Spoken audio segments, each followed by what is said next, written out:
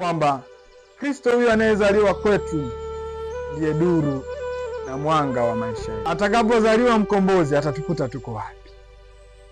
Atatukuta tuko wapi? Kristo atazaliwa atakukuta huko shambani unalima.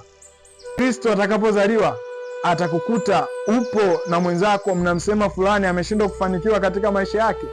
Ni mwaliko wangu kwenu, Kristo azaliwe tukishakuwa tumejiandaa sakramenti ya upatanisho, sakramenti ya maungamo.